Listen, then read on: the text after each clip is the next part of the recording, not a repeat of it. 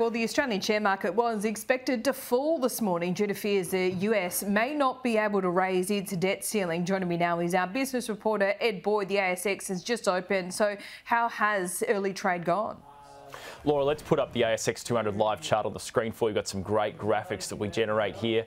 You can see it's down about 0.2% in early trade, and that's exactly what we were expecting looking at the futures market earlier today. So basically what happened in America over the weekend, stocks over there fell on Wall Street, particularly the Dow Jones. That was a lot weaker, and it's all due to fears the United States may not be able to lift its debt ceiling. So it's currently 31.4 trillion US dollars is the debt ceiling. It's expected to reach that limit on the 1st of June. So from that date onwards, if they don't raise the debt ceiling, they're not going to be able to afford to pay off their debt, which is a serious problem, not just for America's economy, but for Australia's as well. So it could result in higher interest rates in Australia. It could also cause our stock market to fall pretty sharply. So obviously this is an outcome that no one wants to see happen.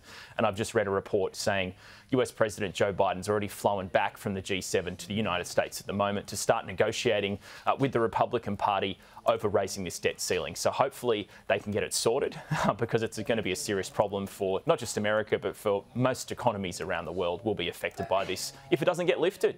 Yep, 11 days and counting. And that's why Joe Biden is not here in Australia this week. Let's look at some key economic news.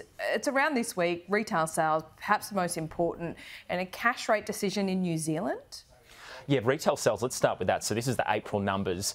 We're expecting to see a 0.3% increase in retail sales, which isn't really a lot, to be honest with you. So we're really going to start seeing signs of Australians cutting back on their spending. We've seen that for the last couple of months with the retail sales numbers. They have been getting weaker and weaker, and that's really what the RBA wants to see whenever they make their cash rate decision. We did see the recent unemployment numbers for April showing unemployment lifted to 3.7% from 3.5%. So the RBA wants to see the unemployment rate slowly increase. So that's actually a good sign for keeping interest rates on hold next month.